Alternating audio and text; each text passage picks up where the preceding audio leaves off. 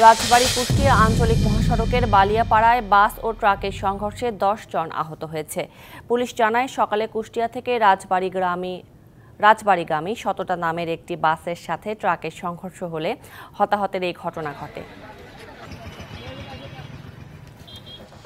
রাঙামাটির বাঘাইছড়ি দীঘিনালা সড়কে পাহাড় ধসে সারা দেশের সাথে বাঘাইছড়ির যান চলাচল বন্ধ থাকার পর উপজেলা প্রশাসন ও সেনাবাহিনীর সহায়তায় 7 ঘণ্টা পর যান চলাচল স্বাভাবিক হয়েছে।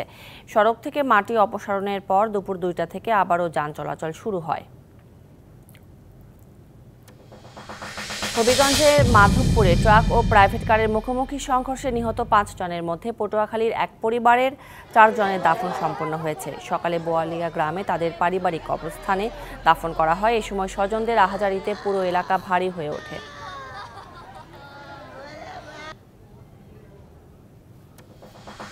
গাজীপুরের ঢাকা প্রকৌশল ও প্রযুক্তি বিশ্ববিদ্যালয়ের শিক্ষার্থীদের বিরুদ্ধে বাস স্ট্যান্ডে স্টাফদের মারধর ও ভাঙচুরের অভিযোগ উঠেছে। এরই জেরে সড়ক অবরোধ করে বিক্ষোভ করেছেন পরিবহন শ্রমিকরা। এ ঘটনায় অন্তত 4 জন চালক ও হেলপার আহত হয়েছে বলে দাবি তাদের।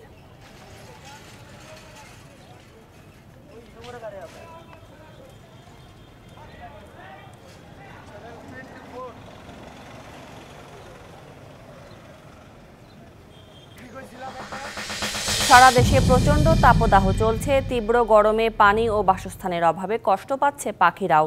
তৃষ্ণার্ত পাখিদের কথা চিন্তা করে গেল 2 মাস ধরে পাখির জন্য গাছে গাছে পানির পাত্র ও বসবাসের জন্য মাটির হাঁড়ি বাঁধছেন ছাত্রলীগের কর্মীরা।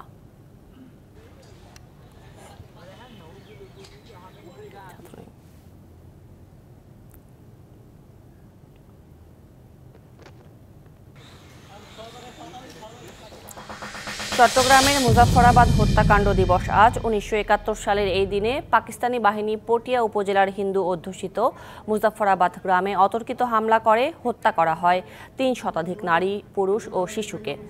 দিনটি স্মরণীয় করতে নানা কর্মসূচি হাতে নিয়েছে জেলা প্রশাসন।